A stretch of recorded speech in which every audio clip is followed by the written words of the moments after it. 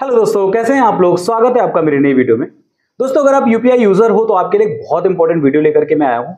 UPI को लेकर के सरकार ने एक ऐसा फैसला लिया है जो कि यूजर्स के लिए थोड़ा सा नुकसानदेह हो सकता है। अब हो सकता है कि सरकार कुछ दिनों के बाद यूपीआई पेमेंट के ट्रांजैक्शन करने पर यूजर्स से कुछ ना कुछ चार्ज लेना शुरू कर दे, जो कि एमडीआर चार्जेस होते हैं वो लेना शुरू कर दे।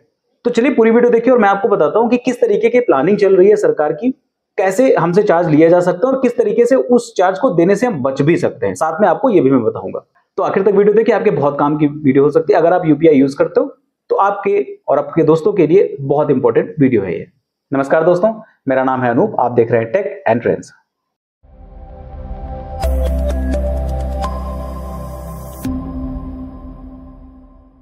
दोस्तों, अगर आपको पता हो, मैंने पुरानी वीडियो बनाई हुई थी जिसमें मैंने बताया हुआ था कि यूपीआई पेमेंट में गवर्नमेंट ऐसा प्लान कर रही है कि जितने भी यूपीआई यूजर्स हैं उनको कुछ ना कुछ फायदा देने की प्लानिंग वो कर रही थी। और वो बात सच भी है, उस पर गवर्नमेंट प्लानिंग भी कर रही है। लेकिन वो जो खबर है, वो खबर कहीं ना कहीं इस खबर के साथ में एक ऐसा कंफ्यूजन पैदा कर सकती है लोगों के दिमाग में कि लोग समझ नहीं पा रहे हैं कि उनको प्रॉफिट होने वाला है यूपीआई यूज करने से या फिर उनको नुकसान होने वाला है। तो चलिए मैं आपको फटाफट से बताता हूं एक नई खबर के बारे में। अब सरकार प्लान कर रही है यूपीआई यूजर से कुछ एमडीआर चार्जेस लेने को लेकर के।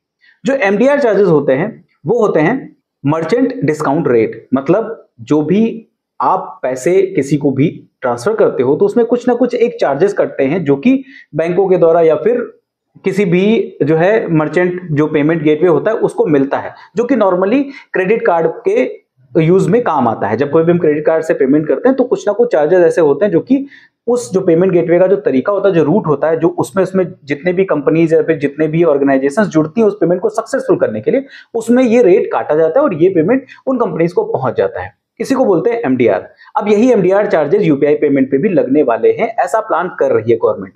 लेकिन ये चीज कब से लगेगी अभी क्लियर नहीं है। बस गवर्नमेंट का ऐसा कहना है कि हम इस पे प्लानिंग कर रहे हैं और कुछ ना कुछ बेहतर ऐसा निकालेंगे जो गवर्नमेंट के साथ साथ यूजर्स को भी फायदेमंद रहे उनके लिए। अब ये एमडीआर चार्जेस इतना ज्यादा क्यों लगने वाली बात हो रही है, उसके पीछे भी एक बड़ा रीजन है।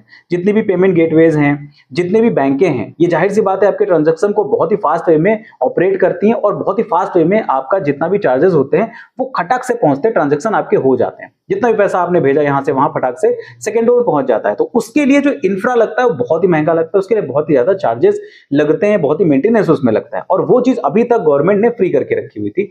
अब जो कंपनीज हैं, जो बैंकें हैं, वो ये बोल रही है गवर्नमेंट से कि ये एमडीआर चार्जेस हमको दीजिए, अदरवाइज ये चीज मेंटेन करना हमारे लिए थोड़ा सा नुकसान हो रहा है, क्योंकि हम अदर जगहों से, दूसरी जो भी जगह हैं वहां से हम पैसे कमा रहे हैं और यहां पर लगाते चले जा रहे हैं। अब ये हमारे लिए बहुत मुश्किल हो जाएगा। गवर्नमेंट का ये कहना है कि 2000 रुपए से लगाकर के 5000 रुपए के बीच में अगर आप ट्रांजैक्शन करते हो तो आपको एमडीआर चार्जेस देने पड़ सकते हैं, ऐसा वो प्लान कर रहे हैं। यानी 2000 के नीचे जितना भी पेमेंट आप कर रहे हो उस पर आपको कोई भी एमडीआर चार्जेस देखने को नहीं मिलेंगे। वहां पर आपको एमडीआर चार्जेस के बदले डिस्काउंट देखने को मिलेगा, जो कि गवर्नमेंट पहले ही बोल चुकी है। अब यहीं पर आप बचाव भी देख सकते हो कि अगर आप 2000 से ऊपर का कोई भी पेमेंट नहीं कर रहे हो अपने यूपीआई के थ्रू, तो आप कहीं ना कहीं एमडीआर चार्जेस से भी बच सकते हो, अगर ये रूल आता है तो ये भी कहीं साथ में बचाव भी है, जो गवर्नमेंट ने सारे यूपीआई यूजर्स के लिए भी एक रास्ता निकाल दिया कि आप एमडीआर चार्जेस से भी बच सकते हो। आप इस आंकड़े से अनुमान लगा सकते हो कि सिर्फ और सिर्फ अगर मई की हम बात करें तो मई 2025 में लगभग 25.14 लाख करोड़ रुपए का ट्रांजैक्शन हुआ है यूपीआई के द्वारा। एक महीने में इतना ज्यादा ट्रांजैक्शन हुआ है यूपीआई के द्वारा।